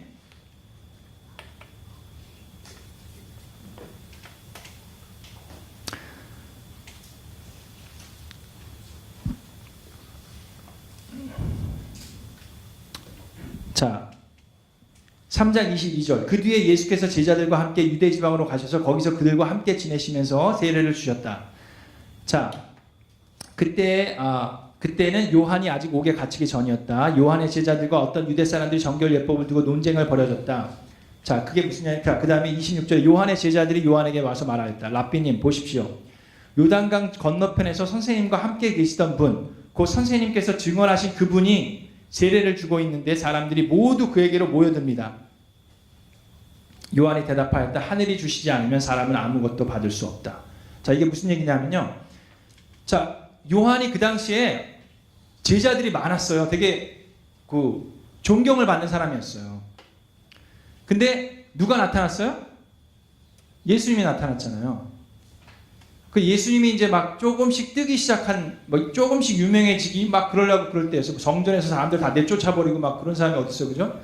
그러니까 조금씩 유명해지고 있는데 이제 예수님이 와갖고 요한한테 세례를 받으셨죠? 침례를 받으셨죠? 그러니까 제자들이 그걸 다 봤단 말이에요. 근데 그 사람이 이제 저쪽에서 그들의 제자들하고 침례를 주고, 예수님이 직접 준 것도 아니고 예수님의 제자들이 침례를 주고 있는데 사람들이 요한을 따르던 사람들조차도 저쪽으로 가는 거 자꾸. 그러니까 요한의 제자, 수제자 같은 사람들이 요한한테 와서 선생님, 그 사람 있죠? 자, 예수라는 이름도 얘기하지 않습니다. 그 사람이라고 말해요. 배가 아픈 거예요, 지금. 요한, 선생님이 지금 이렇게 돼야 되는데 사람들이 선생님한테 안 오고 저기 가고 있어요, 지금. 그러고 있는 거예요, 요한의 그 제자들이. 그런데 요한은 알고 있었어요. 하나님께서 주시지 않으면 인간은 아무것도 받을 수 없다. 자, 그 얘기가 무슨 얘기냐면 ministry wise, 우리 사역에 있어서 하나님의 일을 하는 데 있어서 하나님이 주시지 않으면 우리는 그건 하나님의 사역을 우리가 받을 수 없다는 얘기예요. 자, 요한의 제자들에게 얘기해요. 요한의 제자들의 마음을 알았어요. 요한의 제자들 마음속에는 지금 이거 뭐야, 이거 지금 우리가 지금 좀 이렇게 해야 되는데 요한 선생님 같이 존경스러운 사람 내가 따라다니면서 여태까지 섬겼는데, 그러니까 요한한테 좀 이렇게 짜증이 나기 시작하는 거 좀 화가 나. 선생님 좀, 맨날 꿀 만드시지 말고 좀 포도주스 좀 마시고 좀 힘 좀 내요. 맨날 메뚜기만 잡아먹으니까 힘이 없지. 좀 고기 좀 사다 드려요. 옷도 그게 뭐야, 그냥 맨날 옷 한 벌에 무슨 허리띠만 내고, 좀 양복 좀 하나 사드릴까? 막 그러고 있는 거예요. 그러니까 사람들이 자꾸 저쪽으로 가죠. 목사님 자꾸 저쪽 교회로 사람들이 모인대요. 여기로 좀 와야 될 거 아니에요. 막 그러고 있는 거예요. 그때 얘기합니다. 하늘이 주시지 않으면 인간은 받을 수가 없다. 자, 우리는 사역에 자꾸 이끌려 가려고 그래요. 그게 무슨 얘기입니까? 자꾸 나 중심적인 요한의 제자들처럼 내가 하나님의 귀한 사역을 하고 있으니까 이건 나의 사역이 돼버려요. 언제든지 우리는 하나님이 내려놓으라고 하면 내려놓을 수 있어야 돼요. 언제든지 하나님이 다른 걸 하려고 그러면 그걸 할 수 있어야 돼요. 근데 이건 내 거니까. 자, 그거하고 되게 비슷한 게 사울 왕하고 침례 요한을 생각해 볼 수 있습니다. 사울 왕은 어떤 사람이었어요? 자, 자기가 왕이에요. 뭐 맨 처음엔 하기 싫었지만 하여튼 어떻게 돼서 왕이 됐어요. 그래서 I am the king. 근데 누가 나타났어요? 다윗이 나타났죠. 근데 사람들이 다윗 요 조그만 놈을 더 좋아해. 자기 사위인데. 그래서 사울이 어떻게, 야, 내가 왕이야, 내가 왕. 왜 자꾸 얘는 아무것도 아니거든? 근데 왜 나한테 찬양을 왜 얘를 그래? 질투가 나기 시작했어요. 내가 왕인데. 그래서 사위를 죽이려고 합니다. 2번이나. 여러 번 막 죽이려고 그래요. 우리는 그런 마음이 교회에서도 있어요. 이건 내 사역인데 저 사람 뭐야? 목장에서도 저 사람 우리 목장 식구였어. 근데 지금 이제 막 안수집사도 되네? 막 권사도 되네? 막 질투가 날 수도 있어요. 우리는 사역을 이끌어가는, 사역에 끌려가는 사람이 아니라 부름받은 사람이에요. 하나님께서 주신 거예요, 여러분에게. It's given by God. You didn't earn that. 하나님의 일은 여러분들이 earn 할 수 있는 게 아니에요. 하나님께서 주시는 것이지. 그런데 하나님께서 그럼 이거 해. 그러면 그리고 이거 하는 거예요. 침례 요한은 해야 될 게 뭐였어요? 예수님을 예비하는 거였어요. 예수님의 요한의 제자들은 아직 그걸 못 느꼈어요. 요한이 뭐라 그럽니까? 그는 흥하여야 되고 나는 쇠하여야 한다고. He must increase, I must decrease. 요한이 어떤 죽음을 당했습니까? 인간의 모습으로 볼 땐 개 죽음을 당했어요.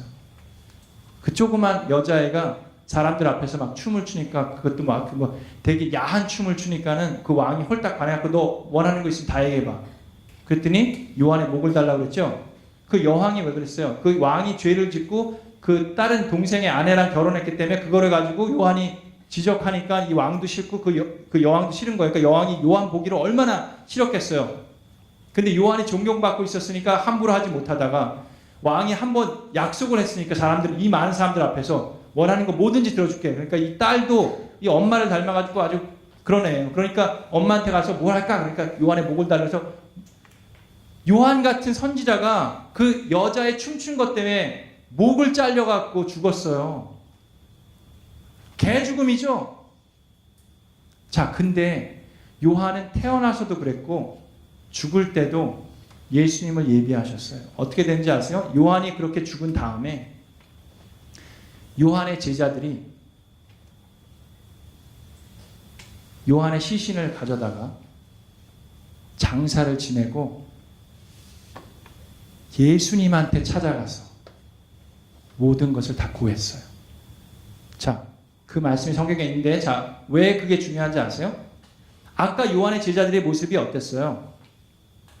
예수님이란 이름조차도 꺼내지 않았어요. 그 사람 있죠? 그 사람. 그 사람한테 자꾸 사람들이 가요. 예수님. 요한 선지자님. 그랬던 제자들이 자기 발로 요한을 장례시키고 누구한테 갔어요? 예수님한테 갔어요. 왜? 요한이 그렇게 가르쳤거든요. 그는 흥하여야 하고 나는 쇠하여야 한다. That's the reason. 사람들이 그러고 가? 야, 나는 정말 기쁘다. 그쪽으로 가야 돼. 그게 나의 부름이야. 그게 나의 소명이야. 하나님의 일은 우리가 그렇게 받은 겁니다. 고린도전서 4장에 그런 얘기가 있어요. 고린도전서 4장에 자, 누가 그대를 별다르게 봅니까? 그대가 가지고 있는 것 가운데서 받아서 가지지 않은 것이 무엇이 있습니까?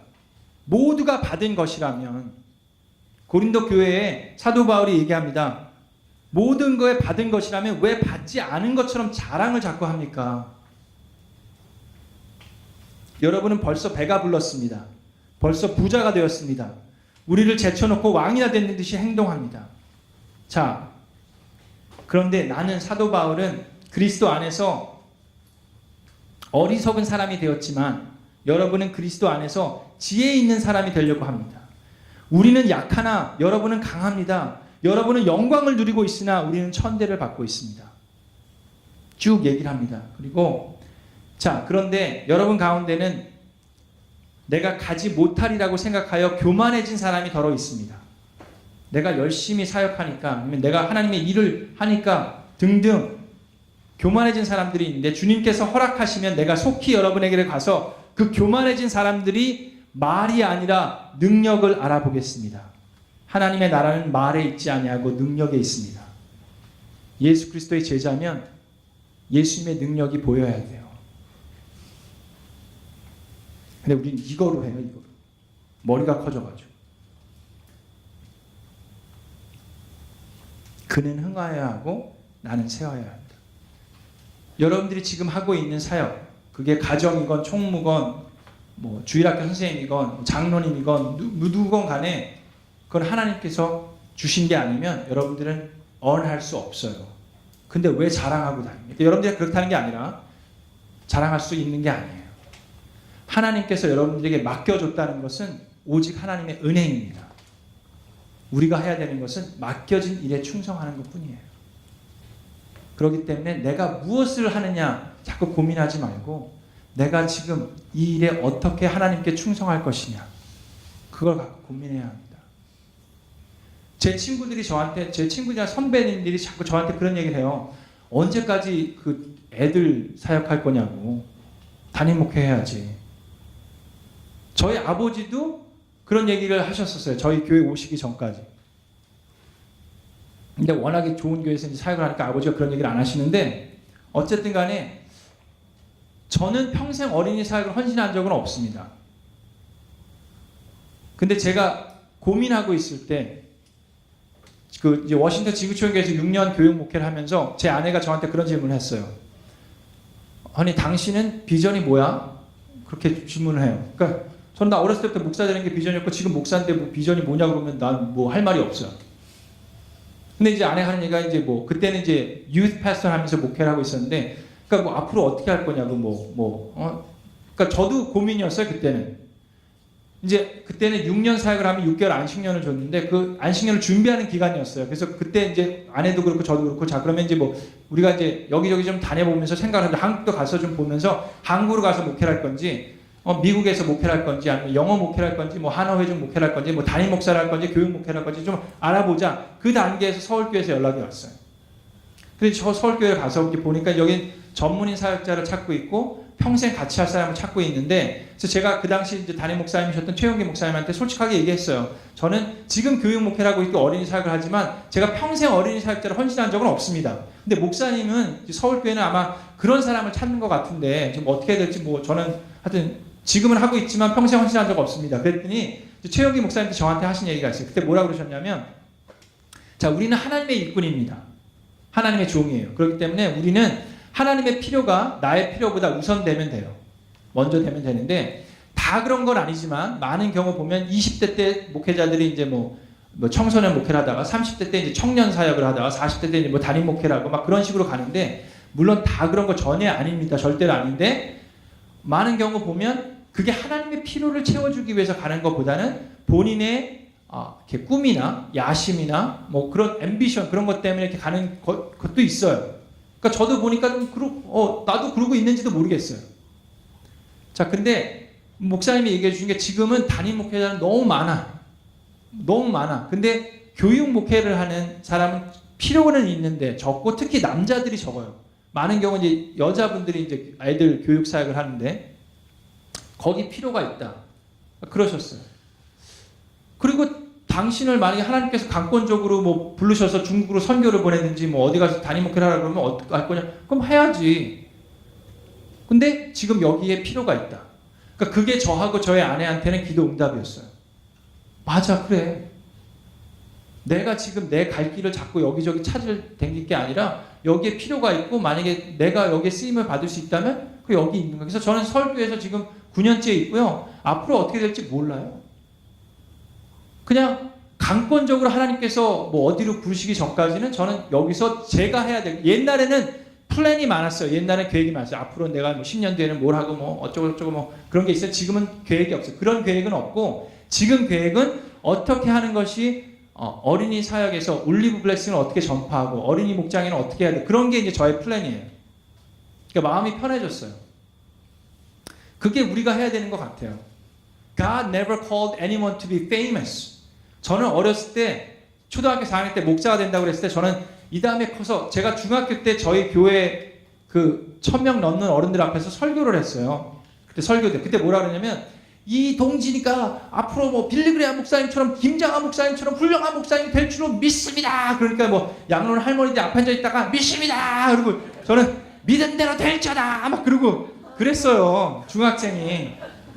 그런 꿈을 갖고 16살 때 미국으로 왔어요. 그러니 얼마나 이러고 있겠어요.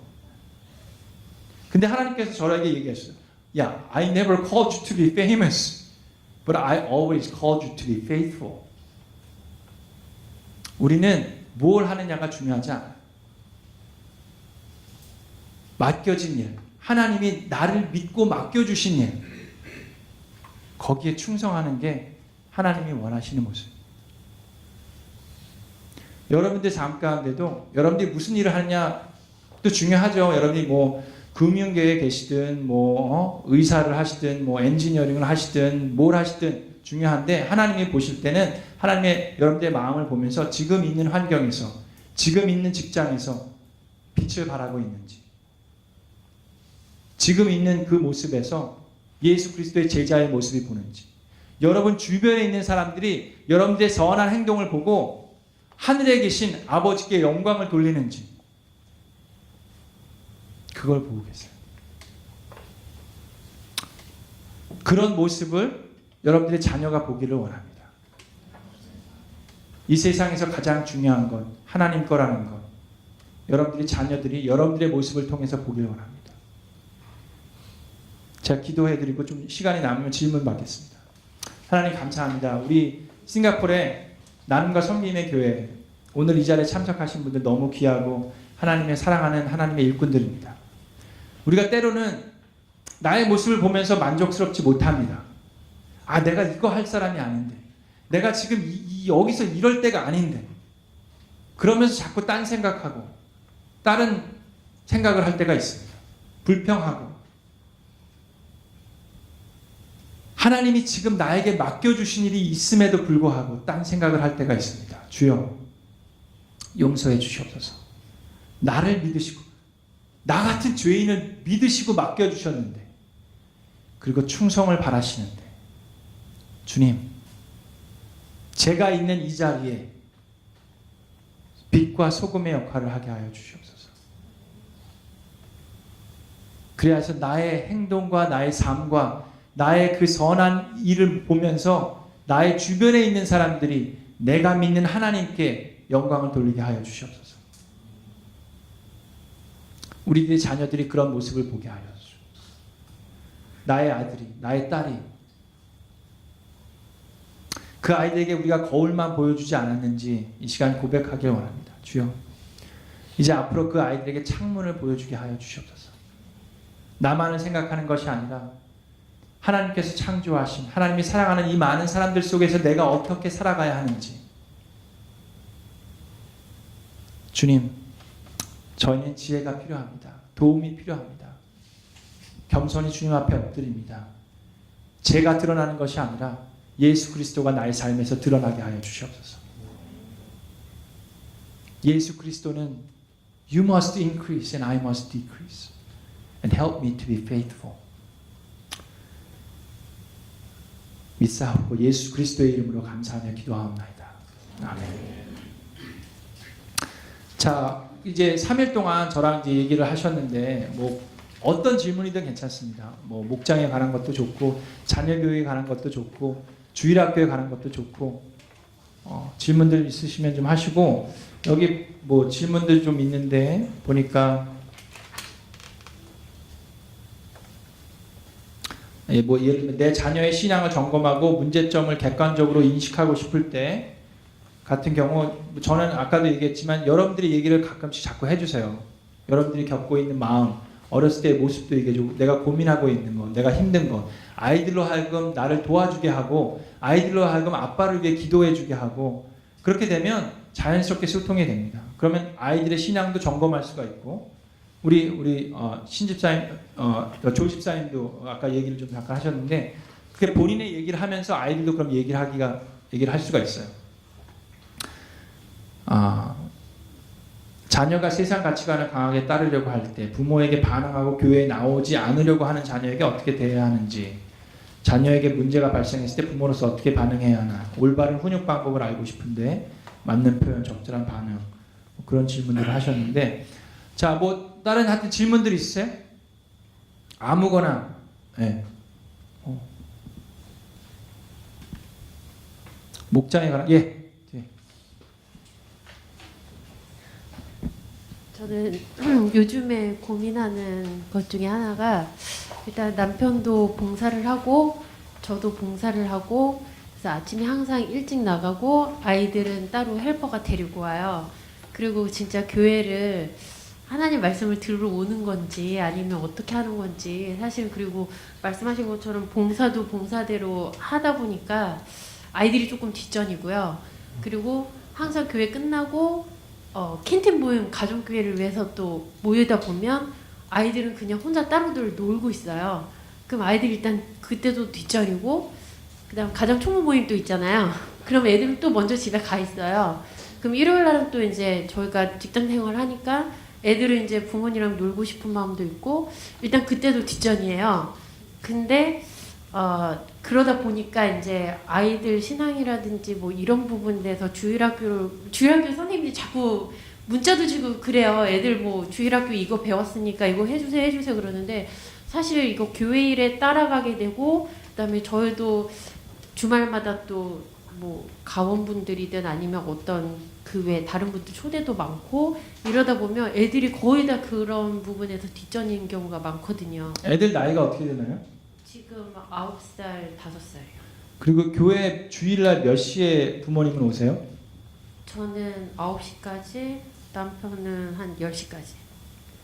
아이들은 11시 30분. 예. 그리고 그 자매님은 몇 시에 집에 가세요 주일날? 지금 4시 그 남편 되시는 분은 같이 4시. 가시고 애들은 미리 가 있고. 네. 네. 그러니까 열심히 이렇게 섬기시니까 이제 좀 이렇게 자녀들하고의 시간이 좀 줄어들고 그러겠네요. 그럼 4시에 집에 가셔서는 뭘 하세요? 쉬죠? 뭐 하세요? 일단 교회일 끝나진 않아요. 그때 가도 교회 일이 끝나지가 않아요. 네. 그리고 일단 힘드니까 좀 쉬다가 네. 네. 지난주 같은 경우에 한 6시쯤에 바깥으로 일부러 나갔는데 날짜 좋아서 나갔는데 더 있는 거예요. 주중에는 어떠세요? 주중에는 아이들하고 좀 보내실 시간이 있나요? 요즘은 퇴근하고 집에 오면 7시 반. 그러면 전혀 시간이 없는데 토요일 날은 어떠세요? 토요일 날은 대부분 손님들이 집에.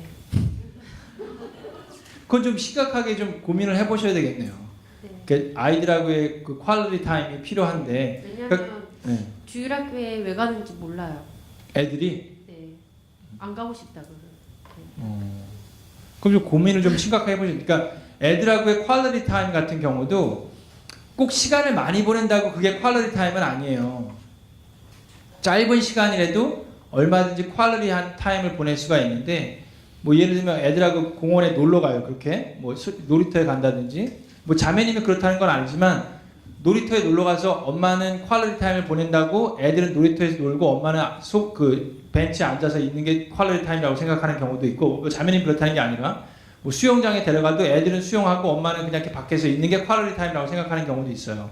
근데 그건 아니죠. 그러니까 같이 좀 뭔가를 하는 게 있어야 되는데 지금 같은 스케줄 같은 경우는 좀 너무 그거 한 것 같네요. 그러니까 좀 관계는 좋은데요. 네. 지금 말씀하신 것처럼 저희가 뭐 이런 거 보면서 관계는 좋은데 사실 이거 그러니까 섬기는 부분도 그렇고 교회를 하는 것도 그렇고 일단 그런 거에서 애들이 너무 많이 뒷전인 경우가 마음이 미안할 정도로 뒷전인 경우가 많아서 근데 제일 중요한 건 주일학교가 가는 거는 좋은데 일단 얘네들이 그냥 태어날 때부터 그냥 의지에 상관없이 계속 교회를 다니는 거잖아요. 네. 네, 그러다 보니까 막내 같은 경우에는 아직 어리지만 지난주 같은 경우에는 주일학교보다 엄마 옆에 있겠다 그래서 대예배를 같이 봤어요.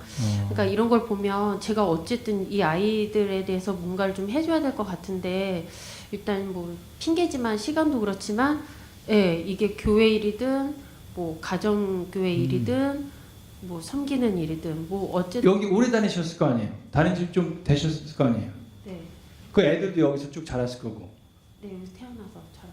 그러면 애들이 자기 친구들이 있지 않나요? 아니요. 그러니까 친구들은 있는데 그냥 교회는 놀러 오는 거잖아요. 그렇게 되면. 근데 네. 주일학교를 애기들이 지금 어려서도 그렇지만 주일학교에 대한 아직 왜 다니는지 모르겠다고 하니까. 그러게 그건 좀 이렇게 고민을 해봐야 되겠네요. 저도 뭐라고 딱 꼬집어서 말씀드리기는 좀 그렇지만 왜 아이들이 지금 얘기하신 것처럼 그럼 이제 그 아이의 마음을 좀 봐야 돼요. 얘가 왜 교회 다니기 싫은지, 주일학교에 왜 의미를 안 두고 있는지 그거를 좀 이렇게 연구해 보실 필요가 있는 것 같아요. 어떤 이유 때문에 그런지. 그러니까 무조건 지금 아까 처음에 얘기했던 거 있죠? 행동을 고치려고 하지 말고 마음을 다스리라고. 그러니까 지금 같은 경우에 만약에 행동에 집중하면 어떻게 반응하겠어요? 아, 교회 와야지 당연히. 뭔 소리 하는 거야? 너 엄마가 지금 교회 뭐 집사인데 뭐 어쩐데 너 교회 와야지. 막 그런 식으로 뭐 애들을 이렇게 자꾸 이렇게 달래든지, 애가 어리니까 아직 힘이 없으니까 뭐 더 그럴 수 있겠죠. 근데 마음을 다스리려면 이 아이가 왜 그런 마음이 드는지를 봐야 돼요. 분명히 이유가 있을 거예요.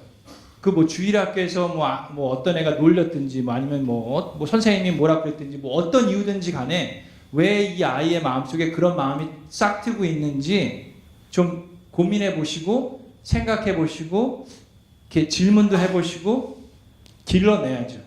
그러니까 그거는 제가 지금 답을 드릴 수는 없고, 자매님이 기도하면서 이 아이랑 대화하면서 왜 그런 마음이 드는지를 길러내야 돼요.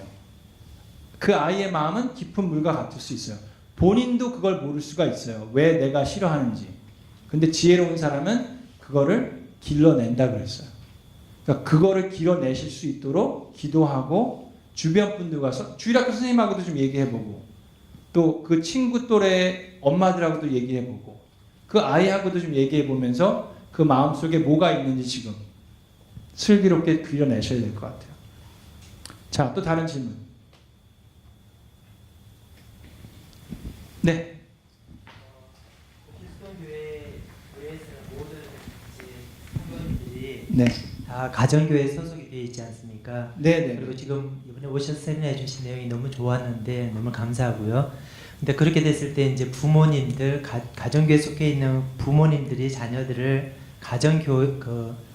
거기 목장이라고 그러나요? 네. 목장 안에서 그 얼루 블레싱을 통해서 이제 축복받고 형제들 사이에 같이 놀고, 네. 부모님을 이렇게 커뮤니케이션 하면서 이해를 하게 되고 하는 그 모든 과정들을 거치고 난 뒤에 주일학교를 가잖아요. 네네. 근데 이제 궁금한 것은 뭐냐 하면 저희 교회는 그런 세팅이 아니거든요. 네네. 체질 자체가 네. 아직 다르기 때문에. 그리고 그래서 사실은 이제 주일학교를 보면 어떤 마음이 드냐 하면, 지금 어머니가 뒤에 집사님께서 말씀하셨지만 그렇게 될 수밖에 없는데 아이들을 이렇게 유치원에 보내듯이 보내는 거예요. 네. 여기에 이제 그 에이지에 맞게. 네. 그럼 아이들은 오면 앉아 있다가, 물론 이제 하나님께서 역사하시겠죠. 그걸 기대하고 기도하고 있는 것이고. 근데 그렇게 됐을 때 이제 교사들 입장에서 보면 우리가 아이들을 양육해 주는 것처럼 이렇게 받는 입장인데 이거 어떻게 해야 될까 하는 질문이 하나, 그런 이제 걱정 반, 이제 의무 반 이런 게 생기는데, 정말 이제 여쭙고 싶은 거는 뭐냐 하면, 휴스턴 교회에서는 주일학교를 어떻게 바라보고 있죠? 그 형제 자매님들이. 오케이. 자, 지금 이제 질문하신 것처럼 나눔과 섬김의 교회는 나눔과 섬김의 교회에 맞는 답을 찾아가셔야 돼요. 여러분과 우리 박준기 목사님이 함께 그 맞는 답을 찾아요. 상황이 틀려요. 교회 상황도 틀리고 많은 부분이 틀립니다. 저희 교회 같은 거는 아까 말씀하셨듯이 100%가 아이들의 100%가 한 명도 빠짐없이 100%가 목장에 속해 있어요. 그러니까 얘네들 주일학교에서 가정교회를 얘기 안 해도 얘네들은 가정교회예요.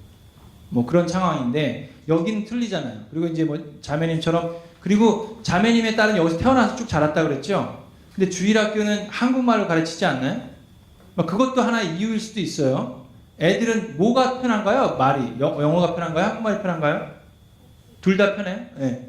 하여튼 언어일 수도 있고 뭐일 수도 있는데, 하여튼 그렇고, 저희 교회에서는 뭐 주일학교를 어느 입장으로 보냐면, 그러니까 제가 거기 담당이기 때문에 저는 주일학교에서 가장 이제 중요하게 생각하는 게 부모하고 함께 하는 거예요. 그러니까 저희가 애들을 가르쳐요, 주일학교에서. 그렇지만 그거보다 중요한 게 우리는 부모님을 도와서 부모님이 아이들을 가르칠 수 있도록 하는 게 제일 중요하기 때문에, 이제 뭐 글쎄 이게 답이 되지는 않겠지만, 예를 들면 저희는 교회가 자녀 교육을 책임진다는 모토를 갖고 있지만 그 얘기는 부모님을 돕는 거예요. 그래서 우리는 뭘 하든지 간에 부모하고 자녀가 함께 하기를, 저는 그걸 되게 강조를 해요. 예를 들면 아까 점심 때 우리 목자님한테 가장님한테도 얘기했지만, 성경 암송 대회 같은 거 안 합니다. 대신에 성경 암송 축제를 해요. 그게 무슨 얘기냐면 성경 암송 대회는 애들만 외워요. 누가 더 많이 외우나 뭐 그런 걸 하는데 저희는 성경 암송 축제라는 걸 해서 그게 뭐냐 하면 부모하고 자녀가 함께 암송하는 거예요. 그 대신에 할 수 있게 해줘요. 그러니까 할 수 있게 한다는 게 한 달 동안 정해놓고 하는데 3가지 구절을 줘요. 뭐 그래서 아주 짧은 것들 주의 말씀은 내 발의 등이요 내 길의 빛이니다 뭐 그런 거 같은 거 짧은 걸 해갖고 아빠도 쉽게 외울 수 있게 엄마도 쉽게 외울 수 있게 그래서 그 설명하는 것들을 나눠줍니다. 근데 거기서 중요한 건 뭐냐면 3개를 외우면 근데 애만 외워서 아무 소용이 없어요. 가족이 같이 외워야 돼요. 엄마도 외워야 되고 아빠도 외워야 돼 애도 외워야 돼. 그렇게 다 외워서 시험을 봐서 테스트를 봐갖고 통과가 되면 가족 사진을 찍어줘요. 그 가족 사진 아주 이렇게 사진사가 와서 정말 그 사진관에 가서 찍는 것처럼 찍어줍니다. 그럼 그걸 이제 프린트해서 액자에 담아서 줘요. 그거를 저는 4년 동안 했어요. 그러면 4장의 가족 사진이 찍어집니다. 그러면 애들도 그걸 보잖아요. 벽에 걸어놓으니까 집에. 그럼 이제 4년 동안의 사진이 그걸 앞으로 계속 할 거예요. 그럼 10년이면 10년 있겠죠? 그럼 아이들하고 부모가 같이 커가는 모습이 보이는데 그 사진을 보면서 무슨 생각을 할까요? 그래 그때 엄마랑 아빠랑 성경 암송 축제를 해서 찍은 거예요. 그냥 사진관에서 가서 찍은 게 아니라 뭐 그런 식으로 하는데 하여튼 저희는 주일학교에서 가장 중요하게 생각하는 게 가족이랑 같이 가는 거예요. 함께 하는 거.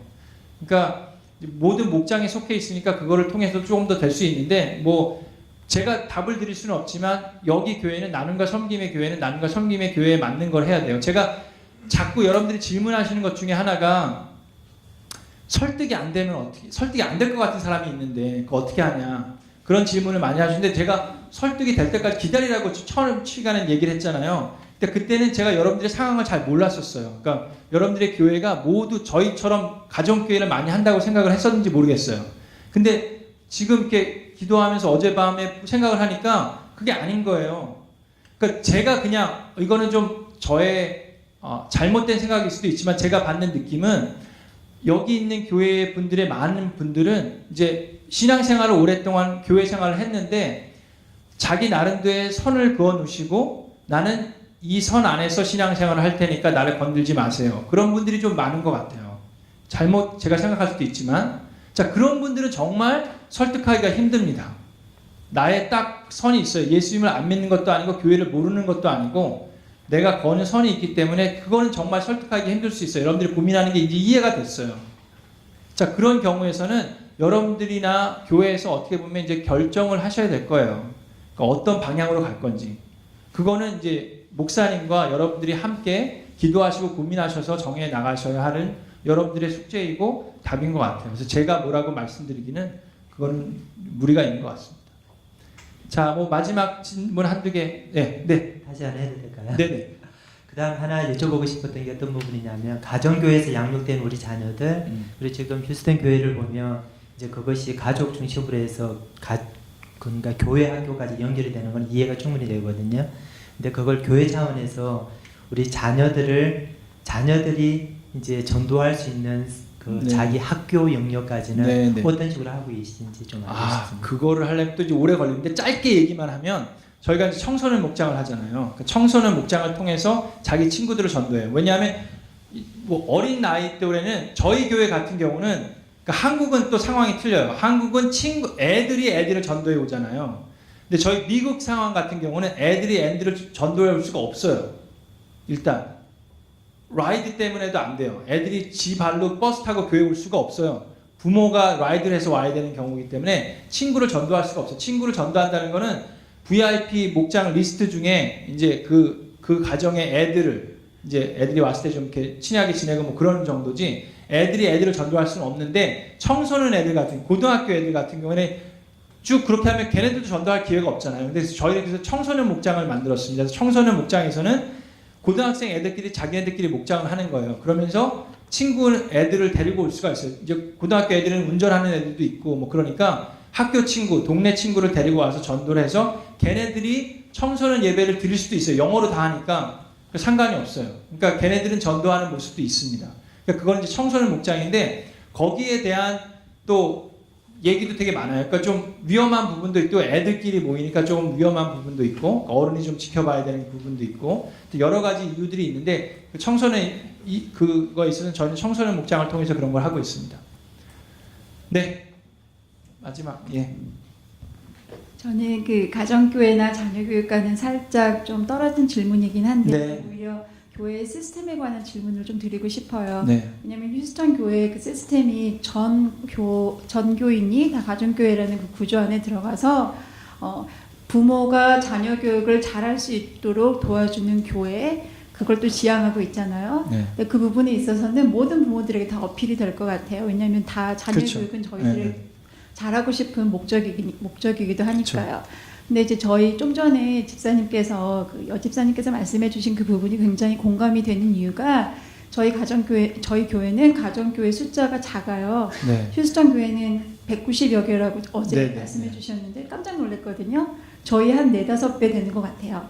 그러니까 저희는 가정교회 숫자가 작고 그러다 보니까 가장총무가 주로 섬기시는 분들인데 이분들이 가정교회라는 그 굉장히 많은 섬김을 하시는 뿐만 아니라 또 다른 부서까지도 다 2중, 3중으로 섬기고 네. 계세요. 그러니까 자녀가 어린 부분들은 굉장히 자녀들과 시간을 보낼 수 없는 구조예요. 왜냐하면 직장 생활을 한다거나 그러면 주중에도 시간이 없고 주말에도 시간이 없고 그래서 이런 구조적인 문제가 있는데 교회 차원에서 사실 가정을 살리려면 교회가 이런 가정의 어려움들을 같이 보고 나아가야 되는 부분인 것 같아요. 그래서 네. 물론 이제 섬김을 더 많은 사람이 섬겨서 그 섬김의 짐이 나눠질 수 있도록 하는 게 가장 중요할 것 같고 네. 또 어린 자녀를 가진 부모가 그 가정 안에서 시간을 확보할 수 있도록 그렇죠. 또 섬김의 부분에 있어서는 그 짐을 나누어주고 이런 것도 사실 굉장히 필요할 것 같거든요. 네. 어떻게 하고 계시니 좀 저희 교회는 뭐 꼭 그렇게 하시라는 건 아니지만 저희 교회는 회원 교인이 되려면 저희가 이제 하는 게 회원 교인이면은 교회 사역 하나, 목장 사역 하나를 하자는 게 저희 모토예요. 그러니까 목장은 190개고 성도는 한 1000명 되는데 1000명 중에 이제 회원 교인이 뭐 등록 교인도 있고 회원 교인도 있지만 등록 교인이라는 거는 그냥 교회 이름만 거르는 사람이고 이제 회원 교인은 정식 우리 교회를 통해서 신앙생활을 해보겠다는 사람인데 회원 교인이면 교회 사역을 하나씩을 하는 거예요. 그러니까 어떤 경우가 있냐면 제가 초등부 애들이 130명이에요. 근데 저하고 같이 사역하는 어른이 100명이에요. 자, 그 얘기는 주일학교 선생님이 100명이라는 건 아닙니다. 주일학교 선생님은 뭐 한 20명 정도 돼요. 근데 거기에다 이제 애들이 교회에 오랫동안 있으니까 한글반 하는 애들이 한 뭐 20명 있고 그 예배 끝나고 주일학교 끝난 다음에 거기 이제 애들이 오랫동안 교회에 있으니까 뭐 미술반도 있고 음악반도 있고 뭐 부채춤 뭐 동아리도 있고 뭐 핸드벨도 있고 뭐 별의별 게 있는데 그것도 제가 이거 합시다 해서 한 게 아니라 사역자들이 이 평신도들이 사역을 하나 해야 되잖아요. 교회 사역을. 그러니까 근데 그분이 할 줄 아는 게 뭐 부채춤 가르치는 거예요. 한국에서 고전무용을 해가지고. 그러니까 내가 그럼 애들하고 이거 해볼게요. 그래서 시작을 하는 거예요. 그러니까 저희는 회원교인이면 무조건 교회 사역을 하나씩 하고 목장 사역을 하나씩 하는 거예요. 목장에서는 뭐 사역이라고 그러는 게 뭐 예를 들면은 뭐 기도 제목 적는 거 그게 사역이고 어떤 분은 뭐 찬양 인도하는 거 뭐라든지 성경 공부 요약하는 거 뭐든지 하나씩 조그만 거를 만들어줘요. 근데 이제 그러니까 저는 행복한 고민이죠. 거죠. 뭐 사역자가 너무 많아서 탈이에요 저는. 그러니까 사역하게 되니까 뭔가 줘야 돼. 근데 이 와갖고 안 주니까 그냥 뭐 그냥 가든지 막 그런 케이스도 있고 그런데 그러니까 그것도 뭐 장단점이 있지만 하여튼 저희는 회원교인이면 교회 사역을 하나씩 하는 거예요. 근데 저희 교회가 그게 먹히는 이유는 많은 부분이 교회를 안 다니고 예수님을 안 믿던 사람이 전도돼서 와가지고 처음으로 교회 생활을 하는 분들이에요. 그러니까 교회는 다 이런 거구나 그러고 그냥 하는 거예요.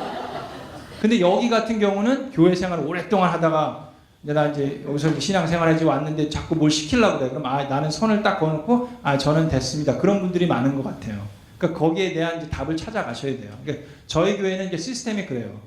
그래서 이제 모든 분들이 회원교인이면 교회 사역을 찾아갑니다. 그래서 저희는 8월달에 사역 박람회라는 걸 해요. 그리고 교회인들이 많이 바뀌니까 지금 사역 박람회를 8월달에 이제 체육관에 쫙 테이블 사역 부서마다 쭉 테이블을 깔아놓고 이제 자 저희 사역은 뭐 이런 거 하고 뭐 그러면 이제 사람들이 가서 그 사인업을 하는 거예요. 그럼 이제 그 쭉 합니다. 예, 그런 식으로 뭐 하고 있어요. 예. 자 이제 시간이 되었습니다. 여러분 저희는 또 제 사랑하는 아내와 제 아이들 품으로 돌아가서 싱가포르를 즐기도록 할 텐데 여러분들도 지금 하나님 안에서 하여튼 즐거운 시간 됐으면 좋겠고요. 저는 정말 제가 어떻게 하다 여기 오게 돼서 여러분들하고 3일을 이렇게 지내게 됐는지는 하나님의 인도하심이라고밖에 설명할 수가 없습니다. 근데 제가 바라는 거는 우리 박준기 목사님하고 사모님 목회에 도움이 됐으면 하는 게 가장 큰 바람이고, 여러분들의 교회에, 그러니까 하나님의 교회에 여러분들이 사역하시고 여러분들이 그 마음이 있고 중요성을 인식하고 계실 때 하나님께서 부족한 종을 쓰셔서 조금이라도 도움을 드렸기를 바라고요. 앞으로도 여러분들이 궁금한 게 있으면 뭐 카톡을 통해서든 이메일을 통해서, 요즘 세상이 좋아졌잖아요. 여러분들이 손편지 안 쓰셔도 돼요. 그죠? 그냥 뜨뜻하면 띵 그러고 와요. 카톡 그러고 와요. 그러니까 뭐 그런 걸 하시면 서로 그 노하우를 이렇게 공유할 수 있으니까 너무 좋고 감사하고, 여러분 만나서 너무 반가웠고요. 저는 서울교회 나눔과 섬김의 교회 통해서 지난 3일 동안 많은 섬김을 받았고, 또 우리 조집사님 네 분을 통해서 정말 너무 감사했고, 우리 박준기 목사님 사모님 만나서 너무너무 감사했고요. 칠리 크랩도 참 맛있게 먹었습니다. 그래서 너무너무 감사드립니다. 네, 여러분 감사합니다.